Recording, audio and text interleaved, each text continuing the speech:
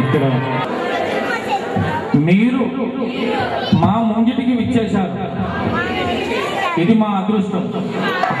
ఈ మా అదృష్టాన్ని ఈరోజు పరీక్షించుకోవడానికి మేము కూడా మీ ముందు వచ్చి మీ శ్రీశరణాలయందు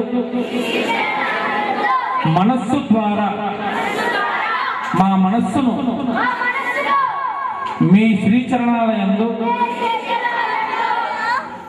వదిలేసి రాత్రి అంతా ఇక్కడ నుండి జరగకుండా మిమ్మల్ని చూస్తూ ఈ రాత్రి మా అదృష్టాన్ని మేము పరీక్షించ జగన్మాత మా అదృష్ట జీవితాన్ని ఈరోజు మార్చు తల్లి.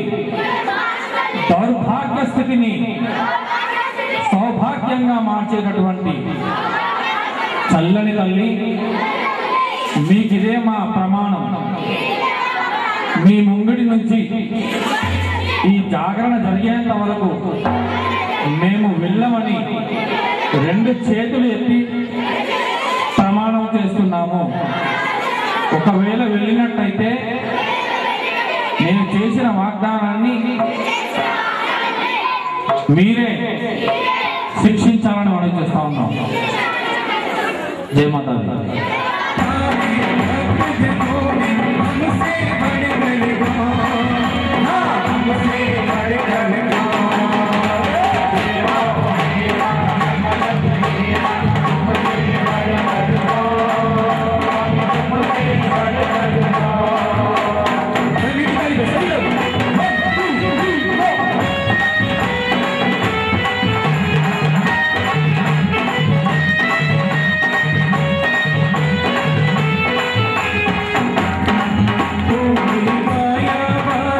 महिमा बड़ी है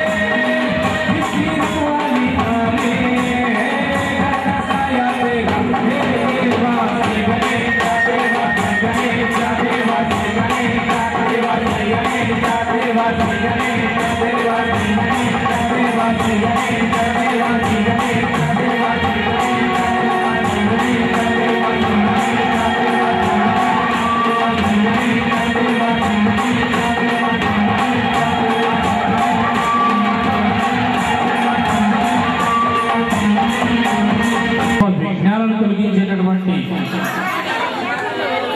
ఆ వినాయకుడిని మనం పూజించడం ఇది ప్రథమ కర్తవ్యం, సంప్రదాయం.